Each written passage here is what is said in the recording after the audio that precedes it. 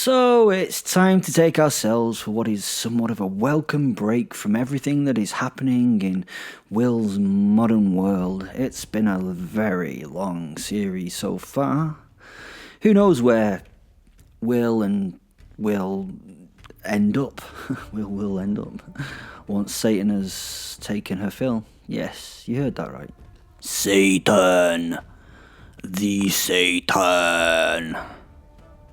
So let's take a wanted wander back when with the use of our wonderful woo-woo time machine to when our wanderlusting hero was Thorstein. We hit Viking times and see what is happening in his life now. Well, just about then. Does that kind of make sense? Kinda-ish. This episode is part of the Viking Werewolf series that if you want to catch up with, it starts at episode 101. As I say, it's a good series, and I was congratulated several times on my historical research. I didn't have the heart to tell him that Fen was actually there, so historical research wasn't really a consideration. So hopefully you know that Thorstein is a werewolf. Hopefully you remember Will's werewolf soul Fen. I have often gone over how the wolf souls were created, so a quick and rushed reminder is okay. It was a really, really bad winter about 2,000 years ago. There was a human tribe and a wolf pack both dying. Magic and shamanic bollocks went on and let the souls of the wolves free from their bodies, where they then linked with a human soul, or the human body, and the humans and wolves can now combine to form wolf and or wolfman at will. It's good, isn't it? Thorstein's wolf soul is called Fen. His full name is Fenrir, which he chose really when he learnt the stories of Fenrir from the Norse religion. Fenrir has had other human hosts in the past before Will, and Thorstein was the second of these. He lost his first host to love. Gennady, the great Russian warrior leader of the pack, was brought low by unrequited love that he had for his brother's wife. And Fenrir, well, he couldn't endure going through that again, so when he chose Thorstein, he picked him because Thorstein only wanted fame and power.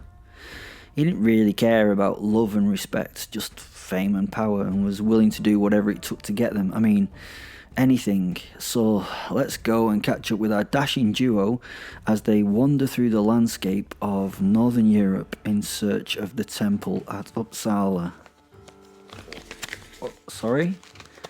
Oh, yeah, I'll do that now, okay. I've just been reminded that I have to do the basic housekeeping, which is to remind you that in the description there are links to loads of things that are there for you. There's a community on Facebook, Twitter, Instagram and TikTok where you can join us and chat with us and have fun with us and not have fun with us and all those kind of things. There's books by several great authors there is ways to support the show if you feel that we're worthy of it. It's just a bit of cash to help us out, buy some coffees and all that kind of stuff. And what? Okay, wait. Oh, apparently this is exciting. We have a sponsor for the first time. I didn't think we were having sponsors. Okay, alright, so I don't know what this actually is, so let's have a look. Okay, this week's podcast is sponsored by Drop to Plop. You fucking kidding me? Drop to Plop is the new app released by Google Play that times the drop from your sphincter to the water when you go to the toilet. You fucking joking me? This has been greatly linked to gut health, and from the results they can tell if you have things like colon cancer, gluten intolerance, a lack of love of life. No, I did that one. So, thank you, I think, to Drop to Plop for sponsoring my episode. Anyway, let's go back to it. Thorstein. Fenrir and I are currently making our way through this petty poultry kingdom. Somewhere near its centre is the Temple of Uppsala.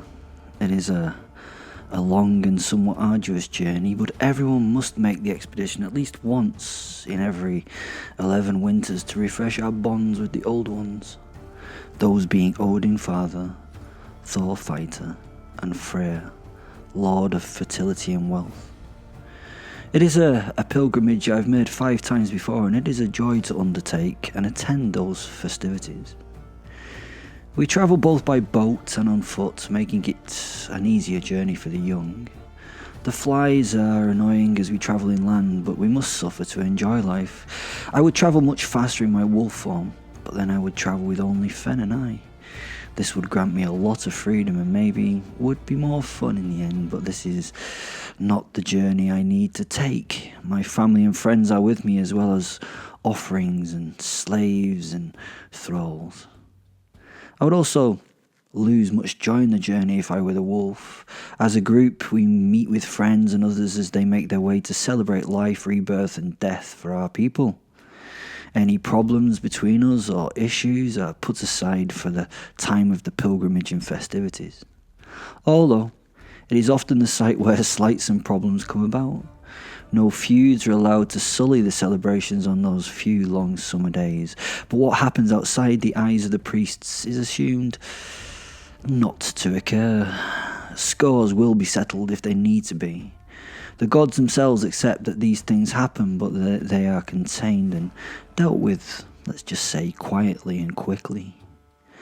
I take my family, my friends, and my people. I have brought many sacrifices in the form of animals, treasure, and slaves. Much blood will be spilt as an offering to my protectors. As we come over the hill, a league from Uppsala, we hear the drums, horns, bells, music and voices. The noise is that of joy. There is laughter and happiness. We can hear men, women and children in their excitement. This is going to be a party for all. Odin's Day is for the children. We give thanks for them to Freyr, we ask for their protection of Thor, and we finally ask Odin for the wisdom to guide them, for those children to have wisdom themselves. Families come together and we celebrate the family and the strength of that family. We consider our children the most valuable part of us. They carry our blood into the future. This shows the children how important they are. We give them all that day just to play and have what they wish. There's no chores, no responsibilities for this day. Thor's Day is for the men. It is a night of drinking and festivities. The food and the women, well, they flow, and the marriages and families are forgotten for that night. We celebrate the man. The warrior is freed, and we celebrate by competing in games. We have wrestling. We have the long spear game between friends or tribes. Finally, you can call out any man at the table on this night. You can only call one out, and they can either fight or pay a fine not to fight. This is not seen as cowardice on this night. Being able to pay your way out of trouble is seen as using your wealth to avoid violence you do not need. And to be honest, most men are often so drunk at this point that they are more likely to hurt themselves than an opponent. The largest competition of the night is, as in Thor's name, drinking, something that he would find funny and the greatest gift of respect for him. Another gift the gods have seen good enough to give me is the ability to become sober at will. It seems a strange side effect of being me, but it means I can drink the strongest offerings in great volumes without any issue. I've never lost a drinking competition. I like watching people try to outdrink me. It is fun. If I sat at Thor's table, he would struggle to outdrink me. He may have drunk the sea through the horn of the false gods. He may have caused the tides, but I could outdo him with beer. The Freyr Day night is the celebration of the feminine. We will serve the women food and drink as they sit at the table and show them our fealty. We will show them the love of them at the centre of our lives. This night is often the most fun and can often end in the worst violence. Women have no posturing or words before, well, violence occurs. Please give them a drink and just let them go. Freyr blesses this night. This night after dark is the night of Frigg with your wife to be blessed by children. Their sore heads and happy partners are a good sign during the following day. I am taking my gifts for the gods, the sacrifices they deserve for the life that they have helped me build. A life I exist in as an accepted monster. They have given me the gift of my werewolf soul, Fenrir, which has made me, or who has made me, who or what I am. I suppose he's not made me who I am, but has made it easier to be who I am and build the fame and fortune that I deserve. The gifts to the Asgardians will also provide me more fuel for the future that we want. This festival will be when I show my true self to the priests and the gods. I will show the world the reality of Fenrir and me in creating the man-wolf. There are rumours out there that I am this beast, the skin changer, the berserker, but of wolf form for the Ulfenhauer. This will show my true reality to the whole of the Norse world. They will have to deal with me, and, well, I'm ready for that. Odin will bring me his wisdom. He will support me in seeking the knowledge that I need to succeed in my rise to kingship. As the king of the gods, I have learnt much from him as a man. His stories are a lesson to anyone who is put in a position of power and control. I often saw him as deceitful and untrustworthy, but I've learnt that trickery and politics take the ability to lie and scheme to win. I thought my fighting prowess and bravery brought me, success in the past, but it's only partly so. I need to glamour and manipulate to get the power that I need. I also have to be able to charm and solicit people. I have met Odin in my journeys and will tell his story later. Freyr is a member of the Vanir. They are a group of gods who look after the world. They don't really fight for it. His father, Njora, is, well, a needed ally, being the god of seafaring. I need his support in the journeys ahead. His twin sister, Freyja, is also important to me. She brings the love of my spouse and children, and more important, the love of my people to support me in my rise to kingship. So I will petition for Freyr's support. I need the fertility of my fields and my animals. I need him to give me fine, strong children to further my family and strengthen my line. I also need him to allow me to bring wealth to the tribe to support my call to be the future Jarl, a future king. Freyr is, well, he's my ancestor and I have his blood in me, which will allow me to become royalty in this world. Thor, although lacking in wisdom, is, at this moment, my truth. He is the hammer in the sky, the god of war and bravery. My berserker brothers and I need his blessings to support our courage and allow us to carry out the deeds that will give us notoriety and fame across the north. He is the one that has got me to the point which I now stand. I had not needed politics before this time. Just a strong arm and an acceptance of violence were all that was required to get me much fame. Thor is also my favourite in the pantheon.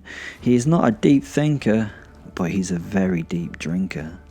I also need to heed the runes cast by the priests themselves to know where we will travel for the next few summers for raiding. The east has been plundered and like a pool overfished, it now only gives us small return on our investment. We must continually travel further and risk more to meet worthy foes and find needed resources. I require the runes' reassuring guidance. I want new lands to forage, new lands to raid, new warriors against whom I can test my claws and teeth. My wolf pack brothers and I will help forge a new path to greatness for my people. I want more land for us to take and make ours. I want more people to rule over and make our thralls that serve us and our needs. I will become king first. that is set by the Norns, and it's spun into their story. The future does not need to be shown by any priest as mine. I know the story of my Yaldam has already been written. It is fated. The Norns have completed that story, and it is beyond change. After the journey of several days, we arrive at the site of our pilgrimage. The Temple of Uppsala has always been and was said to be built by the gods themselves. It is a vast and imposing building. It is much larger than our village longhouse even, 13 steps long, 7 steps wide and 11 men high. The structure is of such a vast scale that it can fit the many who come into its hall to speak to the gods during the festival. It is wooden and somewhat built like a boat of the land. Its keel sticks out into the sky. It is said to sail the ever-changing sky as it moves and allows the temple's progress through it. There are 3 doors into the building. Each one is for one of our 3 gods that are found here. The men enter by Thor's doorway. It is large and has his hammer Mjolnir, which sits above it, carved into a gigantic wooden block and then coated in fine gold. It is a wonder to see, and one day I will ask for an artisan to copy it for the door of my longhouse. The women enter by a smaller door that Freyr watches, and from there he blesses them as they pass through the entrance. The door is festooned and surrounded with abundance. A goat is tethered to each doorpost, and gifts of goods surround the door. There's grain, flowers, ale, and much more, just sat there, just the abundance to thank that god for, well, the abundance they offer. Only the priest himself enters by Odin's door. Odin gives his wisdom and insight into the 9 planes to those who look after and care for his hall on earth. The priests are strange and bitter men, bitter at the calling that they've had to take. There is no warrior's death for these beardless men of the gods, only obedience to those they serve. Let me further describe the splendour of the great temple. The walls and posts of the hall are all golden. The walls are as golden as high as any person can reach. The wooden walls are covered in gullgubbas. They are offered to Freyr. They are given for many reasons, for example, to be granted fertility in marriage. I have brought several gullgubbas to guarantee myself a son this coming summer. I bring a golden version of myself. My wife carries a golden version of herself, and together we will offer the images of us both, and a mighty son will be the result. These golden offerings that are nailed on every reachable wooden surface in and out of the temple make the building a breathtaking sight at the centre of the settlement. It glitters on the dullest days as the ripples are formed through the gold by the merest of breezes. From a distance it looks somewhat like a beacon of fire on days when the clouds are not apparent. What's a gullgubba, you ask? It's like a pressed piece of gold with an image hammered into it. The image is the focus of our request to Freyr. The fact that there are many thousands of them here tells us that the temple is powerful and a beautiful sight, where the planes of the worlds are close, where we can make requests to the gods. Surrounding the temple's outer walls is a space full of all the offerings, the crafted offerings to the god. This strip around the hall is the barrier between our world and theirs. In that gap, the priests take the offerings and place them for general display. The beauty of the pieces makes us realize that passing between worlds it's not such a horrific journey. It is natural and a thing of beauty. People of different statuses give what they can, from gold armbands and fine silk to a bowl of meagre beans. They are offered and taken gratefully from their providers. The gods realize what each offering means to those giving the gifts. Around the temple are the long houses and the buildings of the village. There are also many stalls where everything and anything that is needed can be bought. Food of various forms is offered. The smell of cooking meats and the inviting hint of rare spices float into the air. The heady aroma of rare wine and heavy ales entices me to start to drink in Thor's honour. The stalls are exquisite and decorated to celebrate the festival. There are pennants and flags and much more fluttering in the light breeze. It is truly wonderful and a revered place, and all I can hear and feel are the noises of excitement and anticipation for the next few days. Above the laughter and pleasant chatter we can hear the music. The flutes and lyres are playful and contesting with one another to further the tune. The drums keep them under a steady beat so that the musical instruments do not run out of control. It is a wonderful thing to be amongst so many wonderful people, knowing that we're together in the adventure before us. There is no overlying sense of danger or violence. The gods would not allow it in this place. A sacred woodland is in the west where many will spend the evening and the night in such excess. It is this sacred grove we can become the beasts we wish to be and act out like those beasts. We forget the constraints of man and woman at that time and celebrate our beast-style selves as we serve our wants and needs with those who wish to celebrate with us. These are the festivities to celebrate the gods themselves. The night is full of those things everyone should love. We're brought together for food, for fire, and for frig, and for fight. The darkness falls as the food is laid on the table, the drink flows for all. The mushroom stock is given to those who want to participate in the journey, and the night gets underway. My mushroom journey is long and an intense one. It is not the fun and exciting journey of my youth. On this walk into the spirit realm, I must ask the gods questions to help me understand my fate. I know my travels are set, but I must be prepared for those journeys as best I can. When the dawn light arises, we thank our partners of the night, those that belong to our world and those that belong to the other. Slowly the festivities end, and we thank the gods for the life we live with their support. Fenrir. What is important at Norse? The thing to be is to be a drenger. A drenger, in real terms, is a rock binnacle that stands alone in the smashing seas, taking the brunt of the storms, and does not fall. This is as a real man should be. Whatever is cast against him, he should be able to stand.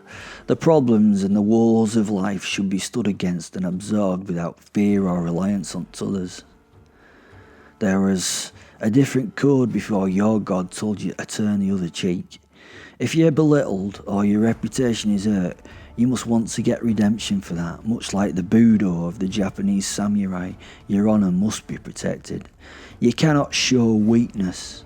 In the new weak religions, I know this ain't the case, and it's not easy for you to understand having to do this, but it was a meritocracy in the old world. The meek, well, they'd never even inherit the earth, would they? Why would they deserve it? They've nothing to offer to earn it. I didn't understand this about the Abrahamic religions. You should be meek and turn the other cheek to violence. Well, isn't that going to be abused totally by others? Will you not show the strength it takes to take what you wish in reality? I have a theory that the new religion works so well because it supports those who cannot achieve it. You can't get sexual partners because you are not wanted. The great thing about your religion is you can fall back on the fact that your chastity and your innocence are positives. If you're weak and cannot fight and win, you're better than those capable of violence. Being meek, you'll inherit the earth. Being poor is seen as a good thing. Very strange. Those religions make the weak the thing to aim to be. Then the powerful elites can control you easily because you're taught that submission is the correct thing to do. I'll only submit to those more powerful than me, and be honest, that's a rare thing. A Drenger will stand his ground, protect and fight for his family and friends. He will defend his honour to death. He will commit violence and enjoy the process of doing so. He will die for his beliefs. He will also be celebrated for doing so. It creates their fame. We're all on a predestined path controlled by the weird women, the the knowns. They spin our path through life and how each moment will be spent. We cannot see our path, but we can not change it neither. On the day we will die, we will die. So we should look upon it as an opportunity to choose where we will go in the next life. Will we die by the wounds of the fight, or will we die from ill health and old age? Will you die in your bed, knowing that you've not pushed yourself so hard in life that it has cost you all? If you die from results of combat, you get to go to Valhalla, the best of all worlds. You are one of Odin's kin, and you get to fight each day and die with your brothers until the day of Ragnarok happens, and we can take the field against our god's enemies together. If you die in a paltry way, you'll go hell. It's hell with Hel, the goddess of the world herself. The majority of people will end up in this place. It's not a place of punishment like other religions have. This is just a place where you can exist, but you do just exist, much like life here, but with no promise of much else. So on the day you're fated to die, you will die. You are going to die on that day, so you can choose how you will die. You can die fighting by the edge of an axe, and then spend your days until the end fighting with the Allfather, or you could die drowning in your own sick in the hall after drinking too much. Although I think Odin would find this amusing, and may actually allow you to enter his hall after this kind of death. Our gods have given us the dark sense of humour we've gained from them. Thorstein. On the day of the great sacrifice, I will give the gods my greatest gifts. I will show all the reality of what I am. I have to decide on how I'm going to do that. I have to decide on the manner of the reveal. I will sacrifice my slaves and the chattel as the werewolf. Thanks for listening. That's the end of the episode. And as you know, we're probably going to carry on with doing a few Viking werewolf episodes. Please download, please share, please tell other people that we're there, because we're werewolves. And werewolves, you know, people need to be aware of us werewolves. What's that? No, I'm not doing that sponsorship again, sorry. Why? Because it's shit. I'm not doing it. I don't care. It might be money, but I don't care. I care more about my listeners. Yeah, I do. Yeah. Tough shit. Go to the description and find us and do things and social media and that stuff. And as always, I love you. Bye.